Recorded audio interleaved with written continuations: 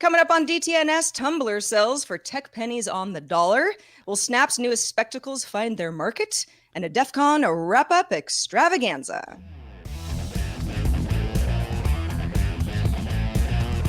This is the Daily Tech News for Tuesday, August 13th, 2019. Tom Merritt is out for Worldcon this week. From Studio Feline, I'm Sarah Lane. From San Francisco, I'm Shannon Morse. And I'm the show's producer, Roger Chang. Before the show started, Shannon and Roger and I were talking about our favorite kinds of ice cream and what ice cream does not deserve our time. We talk about all sorts of wider conversations on our expanded show, Good Day Internet, and you can join in on the conversation by becoming a member at patreon.com/DTNS. Let's start with a few tech things you should know.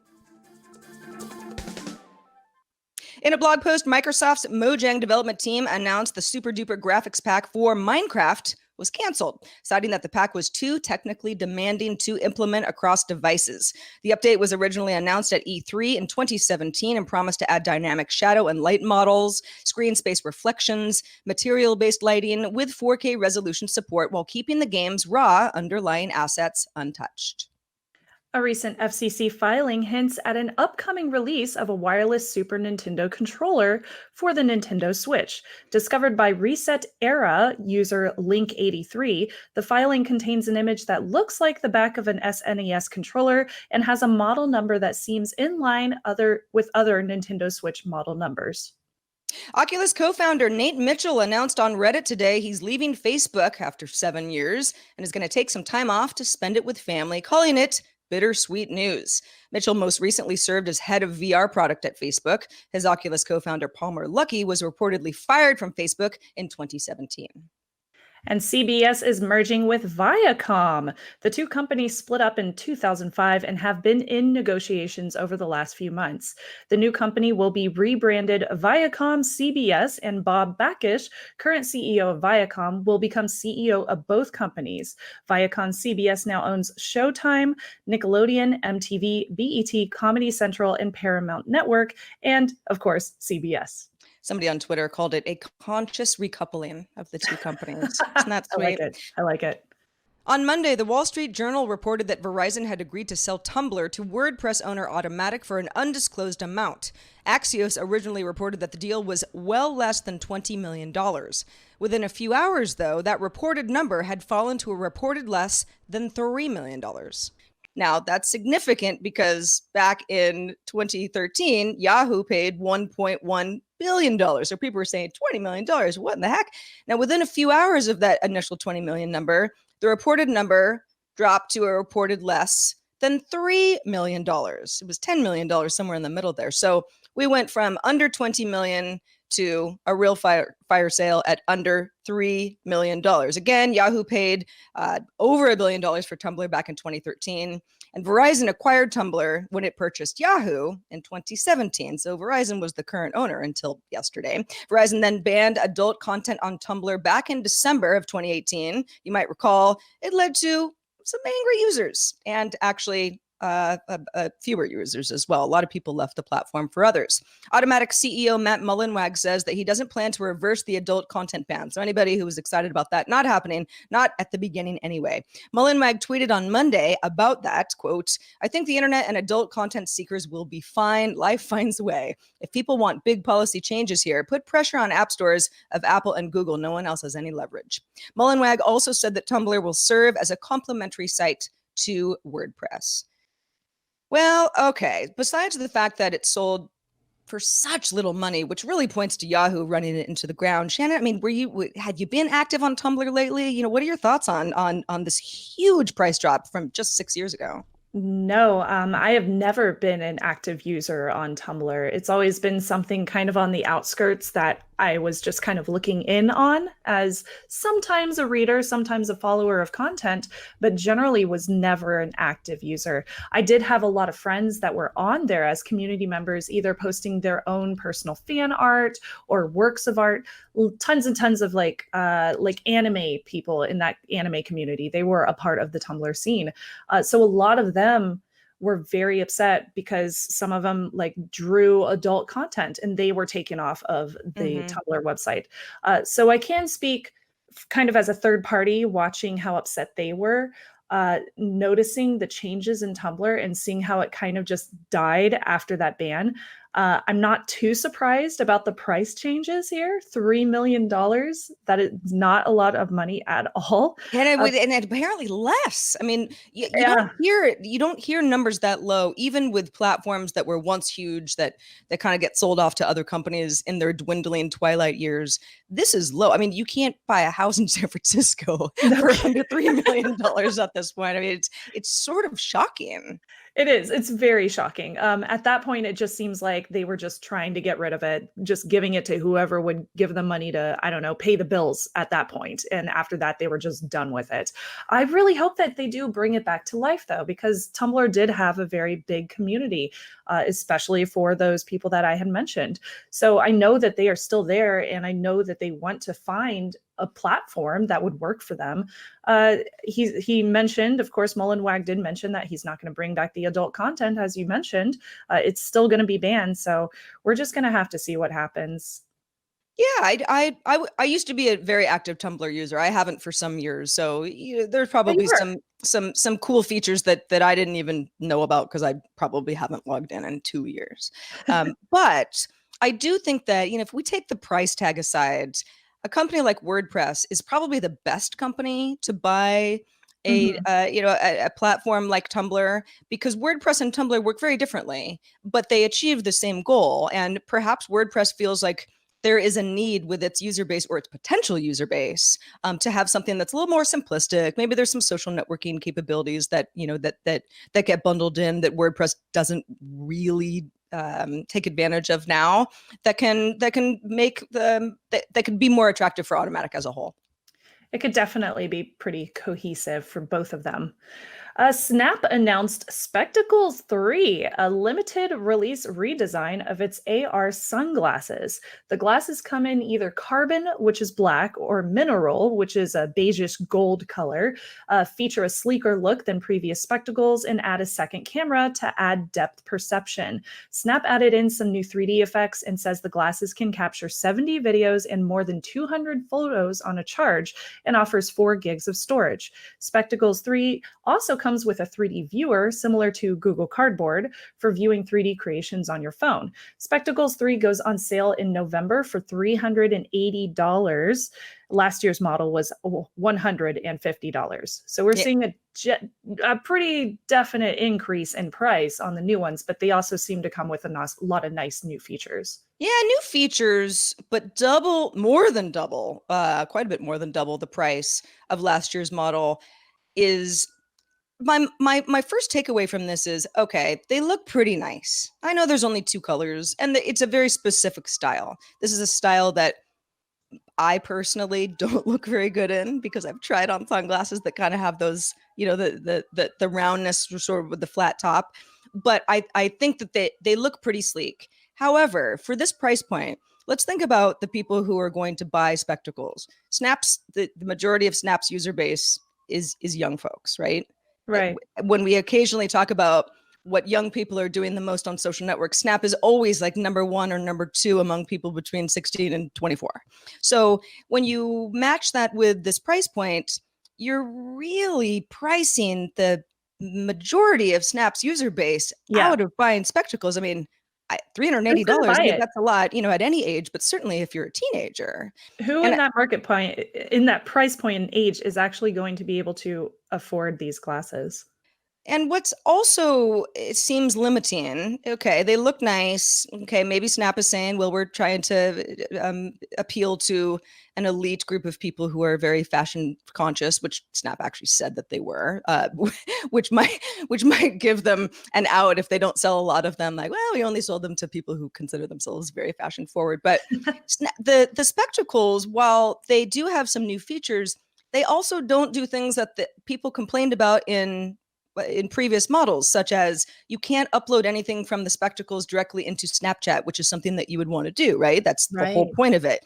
You got to get them into your iPhone, mess with filters on the iPhone or on Android device, and then go to Snapchat from there. So it's as cumbersome as it was before. It would be like the Apple Watch continuing to need an iPhone paired with it at all times. People get sick of that after a while. So it seems like they're making inroads in places that people didn't necessarily ask for.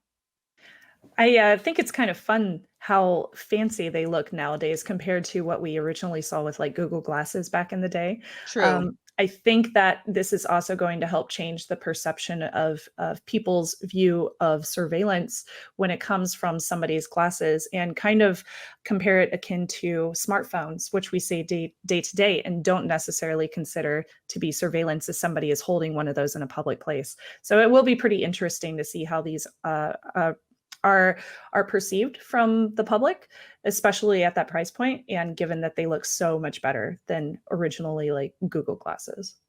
Well, speaking of surveillance, 4 dating apps, Grindr, Romeo, Recon, and 3Fun, I have heard of one of those 4, collectively claim 10 million users, so there are a lot of people using the platforms when you put them all together, were found to expose users' exact locations in near real time just by knowing a username. Researchers at Pen Test Partners created a tool that used spoofed latitude and longitude locations to receive distances to user profiles from multiple points, then triangulated the data to return the almost precise location of a specific user using publicly accessible APIs. In Grindr's case, the location can even factor in altitude. So if you know what building someone's in, you might know what floor they're on too. When contacted by ThreatPost, Romeo, the app, said it allows users to reveal a nearby position rather than using GPS, though that isn't a default setting, which is important. Recon moved to a snap to grid location policy after being contacted by the researchers. That's where an individual's location is rounded or snapped to the nearest grid center, so it's not as precise. Grindr didn't respond to the research at all, at least at the time of this recording. And 3Fun, the researchers dubbed a train wreck of leaked locations, pics, and personal details. This is horrible. It is. From so many privacy standpoints, you think about dating apps, especially the fact that you are meeting new people, and they are generally going to be pairing you with people that are near you in some kind of sense. So you're already having somebody that's nearby. What if, for example, this is totally up in the air, but what if you go on a first date and you completely upset the person you go on a date with? Technically, they already know your username, and they might have social engineered other information out of you. They could easily find you with this location data. And that's very, very scary. Well, and sure, because I mean, if they would know your username if you met them on the app, right? But this could also be used if for some reason you could figure out someone's username, even if you hadn't gone on that horrible first date. You know, the whole idea with dating apps is we know that apps have data privacy issues across the board. Talk about them all the time on the show.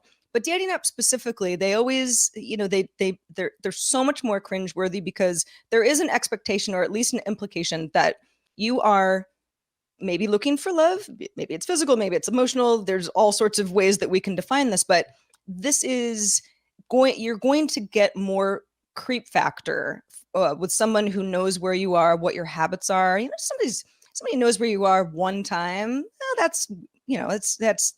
That would make me uncomfortable. But if somebody kind of could follow me around throughout the day and I didn't know it, and I wasn't totally sure of the settings, which a lot of these dating apps, they don't make a big deal about how you can protect yourself more, because the whole point is location information helps the app get stronger.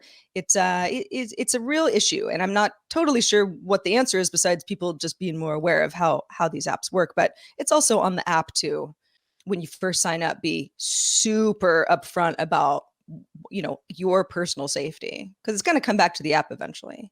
You should have the option to opt in, give your consent to a lot of this accessible information in dating apps. I mean, think about the potential for stalkers or for harassers to be able to, like you said, follow you around. It's a very, very creepy vulnerability, and it puts a lot of people at risk. So I am glad to see that some of these apps are making changes, but they should have done it in the first place. It shouldn't have come down to researchers doing this research for them. Yeah.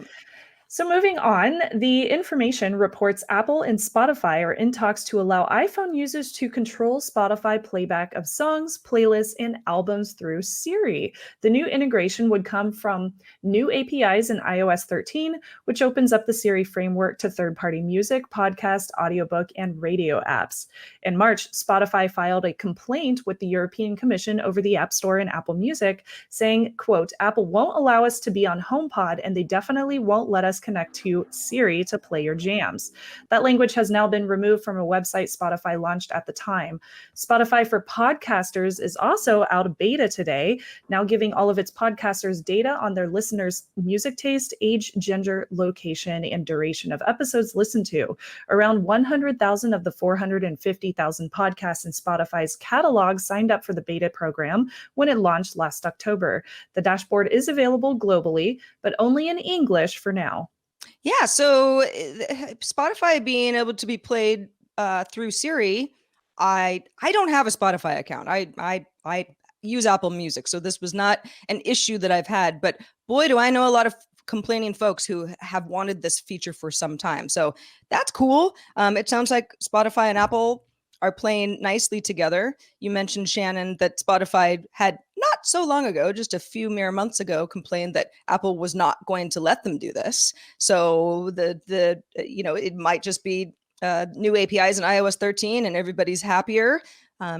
Might be a little bit of a handshake deal between the two companies. Hard to say. We don't have any evidence of that, but in any case, the users win. Spotify users, anyway. If you want to use Siri, but I'm more excited about these podcasting tools because as podcasters, anybody who's a podcaster really knows that getting data on your listeners is a hunt and peck operation at times. It is so hard. I mean, one thing that I've always been curious about is the average view duration for my ThreatWire podcast, the audio and video version that I upload, mostly because on YouTube, I know exactly how long people are their average view duration of is in an episode. And that's extremely important if you want to have advertisers on your videos or if you want to make some money through sponsorships. So having that same kind of data through podcasts, which is quite booming as an industry right now, would be so important. And I feel like this is going to potentially help a ton of podcasters make this more of an income generating content platform, as opposed to kind of an extra thing that you offer to people. Yeah, I've been so frustrated with the iTunes Connect, I think it is, version of Podcast Connect via iTunes, version of how I can try to get data on the podcast that I produce, some of them anyway, because the data is really limited. You got streaming data versus download data. It's, Apple will only give you iOS device data, and some people definitely listen to stuff on desktop. It's frustrating to the point where sometimes I don't even want to use the data because I know that it's missing so much information and I'm not getting a super clear picture, although any data is better than none. But it does sound like, yeah, Spotify is going the extra mile. And the fact that 100,000 of its 450,000, and it's invite only, I believe, it was last time I checked, had already signed up for the beta shows that there are a lot of interested folks. So now that it's a public feature, at least public for people who are on the platform already, I can see a lot of people taking advantage of it. Me too. To get all the tech headlines each day in about 5 minutes, subscribe to dailytechheadlines.com. All right, Shannon, you were at DEF CON. We were not. A lot of news came across our desks. Sounded like it was a pretty interesting year. It was, yeah. I did notice some trends this year. I love the fact that y'all covered the election voting village yesterday on the show, because that was very, very fascinating. The fact that I think that is Galois, I think that's how you say it, that they brought a open source platform there for the voting hacker village was very, very cool. And it was really nice to see that there is some growth in that community, because that is a very, very important platform that we need to make sure there's no attack vectors in. So even though there was a lot of downtime in that open source platform, that machine that was brought, they were still able to use it on the very last day. However, we're not going to see any kind of coverage from the election voting machine village at DEF CON for a couple of weeks until they finally get all of that research done on those machines, and the people that were there, the hackers that were there, hacking on those machines all weekend, are able to release that content once they find all of the information that they want to put into reports. So we'll probably see more information in the future. What I thought was really fascinating about the election village was the fact that there were a lot of representatives that decided to come out and work alongside a lot of these hackers to see how these voting machines were being hacked and what kind of vulnerabilities were available. So for example, US Representatives Ron Wyden from Oregon was there, Ted Lieu and Eric Swalwell from California. They were all there. A lot of them were kind of meandering with the hackers, trying to figure out what was going on, in the hopes that they would be able to strengthen cases that they could take to legislation, to Congress, for this proposed legislation regarding election security. We do know that there was a election security legislation that did get to Mitch McConnell, but it was turned down a couple of months ago. So I'm really hoping that with the election village, we start to see some changes and hopefully some actual proposed legislation that does get passed before election season comes in 2020. So they still have a year. We still have one more DEF CON. Is politicians kind of showing up at DEF CON and walking around with hackers and being seen? Is that new? Is that something that's been done before? It is kind of new. In the past, like 5 to 6 years, that is a fairly new concept. Back in the earlier 2010s, there was still this game called Spot the Fed that was played at DEF CON, where feds weren't necessarily welcome at the hacker conference. So if you spotted one, it was kind of a play-by-play, like, hey, we can take you in the back room. Both of you get challenge coins since you're a fed and this hacker was able to spot you, and you both get t-shirts. So a hacker would get a t-shirt that said Spot the Fed, and the fed would get one that says like, I am a fed, or something like that. You don't have to wear it, but right. It's kind of a silly way to call I wear it to the gym. wear it around the house. So we didn't just see a whole bunch of like election village type of like ICS machines and stuff like that there, but we also saw a lot of consumer devices that were being hacked on as well. For example, I did want to throw a couple of out there. The Canon EOS 80D, there was a whole talk that was on this Canon DSLR camera, which apparently has several different vulnerabilities, which were found by Checkpoint's El Itkin. He was giving a talk about how he was able to find vulnerabilities on Canon firmware that would allow him to put malware on it and eventually allow him to ransom images. So, for example, in IoT, we see a lot of vulnerabilities that would allow somebody to hack into a network through some kind of pivot point and ransom your computer, just basically like shut it off and make you pay money, make you pay Bitcoins most likely, in order to gain access to your information again. And we're seeing a lot of cities being hit with ransomware as well. So apparently you can also get hit with ransomware, which will hold the images on your camera, even if they're on an SD card, ransom. How crazy is that? Well, it sounds like, yeah, man, picture transfer protocol. It's something that it surprises me that we're just now hearing about it. Yeah, honestly, me too, because cameras have been wirelessly or wired connected to computers for a very, very long time. And that's exactly what this researcher was trying to focus on, was the fact that as long as a thing has some kind of connection, there's likely a possibility that you can hack it. Even moving on from there, we saw other IoT devices like Leapfrog's LeapPad Ultimate. A researcher at Checkmarks was able to figure out that these little children's rugged tablets, and this is not the first kids IoT connected device to be hacked, these are usually used for education and games and stuff like that, learning for children. Well, apparently it can also be used for attackers. So they can figure out the device's location. They could send messages to kids and do man-in-the-middle attacks and find location data about the age and the name of children that are using these tablets. The messages to kids, when I was looking through the research on this, didn't seem too bad because it was based off of an app that only allowed you to send already spelled out messages. So Auto-generated messages back and forth between other kids that are using these. But if they were able to gain access, which they easily could within the vicinity, if they had the information on this device, they could send one that said like, hey, come outside, let's go out to play. And if a child got this, they could eventually abduct a child. So there is a little bit of there's some fear going on there because that is a potential for a child's safety. Luckily, in this case, Leapfrog did interact with check marks really, really quickly, and they were able to fix the vulnerability. However, some of the older tablets still have that vulnerability built into them, so they're hoping that lots of parents will be able to update their devices in the near future. Enterprise printers was another hack that I thought was hilarious.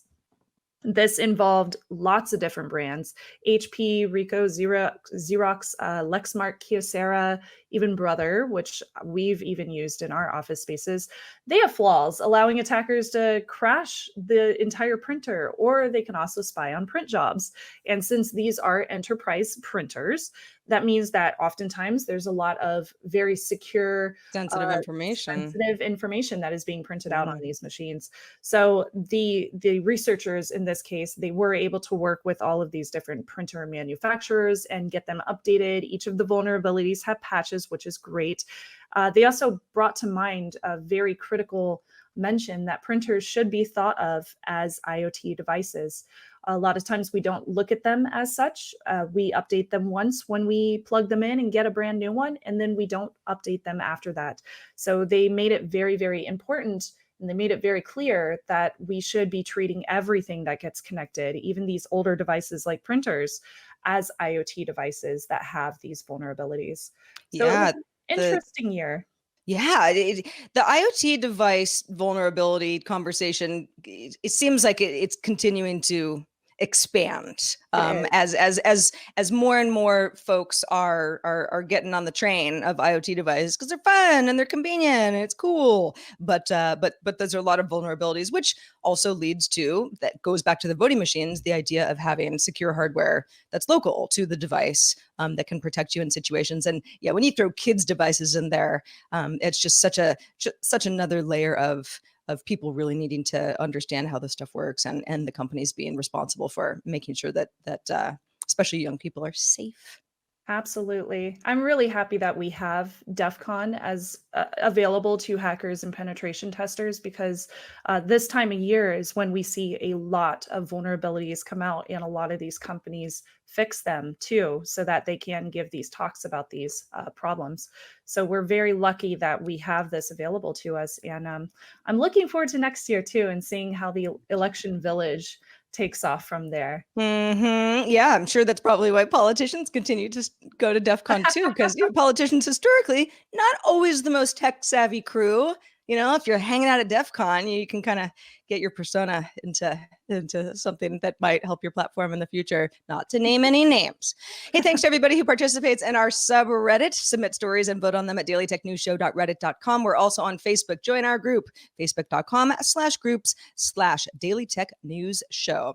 In the mailbag today, Rami wanted to weigh in on our Chrome Incognito discussion from yesterday's show. Rami writes, I agree that websites should not be able to detect that a person is using incognito mode, but websites are able to know the browser session is coming from the same person who used a different browser. Browser fingerprinting is easy. Rami then links us to an EFF article that explains more.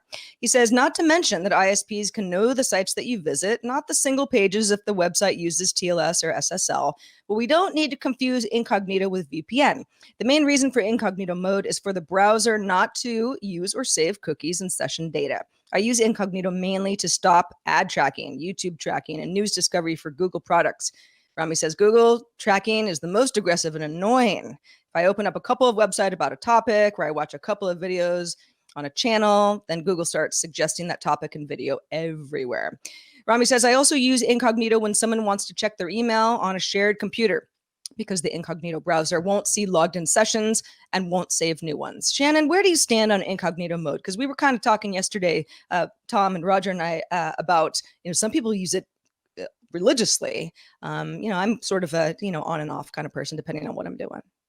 I'm kind of on and off as well. And I realize that I am sacrificing some of my security for that convenience. I do want Google to give me the correct recommendations when I'm on YouTube. There are certain sites that I prefer to support whenever I know that they are tracking my location or my information whenever I'm visiting their website. Not many, but there's a few that I want to support. So I do use Incognito mode when, for example, I'm traveling and I do need to connect to Wi-Fi. I will use that alongside a VPN. So I have kind of that double security. And he's right. We shouldn't be mixing Incognito with VPN because they are used for separate entities, just like he said. And I'm sure y'all have discussed before. So yeah, I could definitely understand his point of view. And there are parts of it that I absolutely agree with. But I am definitely not a religious Incognito mode user in any sense. Yeah. Well, Shannon, we're glad you made it back from DEF CON in one piece. And we look forward to doing this all again next year. Let folks know where they can keep up with all your fabulous work. Well, thank you. Yes, I lost my voice, but I'm here. Patreon.com/threatwire. I will be releasing a DEF CON wrap up over there as well, which will cover a ton of information about DEF CON, including some of the stories that we talked about here today on DTNS. So definitely check it out. And I'm really looking forward to it. Thanks to our patrons as well. You're wonderful, folks. You can become a DTNS member, and then you're a patron, and get an ad-free RSS feed. You get special episodes, how we make the show, some behind-the-scenes stuff. Sometimes we look back on tech news of the past. Over the last week, Tom's most recent editor's desk covered public key cryptography. Roger's weekly newsletter covered productivity tips for file management. And you can get all of that along with DTNS and GDI as a patron. Sign up today, patreon.com/DTNS. Reminder, Tom Merritt is out because, well, he's going to Worldcon, but there is going to be a Dublin DTNS meetup. So if you are in Dublin on Saturday, August 17th at 6 p.m. at Laguna, which is right in front of Mayor Square, the stop anyway, on the Red Line, go say hi, buy him a beer. And please peruse our fine selection of DTNS stuff. Have you been there lately? Maybe you need a new t-shirt. Maybe you need a mug. dailytechnewsshow.com/store. Our email address is feedback@dailytechnewsshow.com. And we're live Monday through Friday at 4:30 p.m. Eastern, 2030 UTC. You can find out more at dailytechnewsshow.com/live. Back tomorrow with Scott Johnson. Talk to you then. This show is part of the Frog Pants Network. Get more shows like this at frogpants.com. Diamond Club hopes you have enjoyed this program.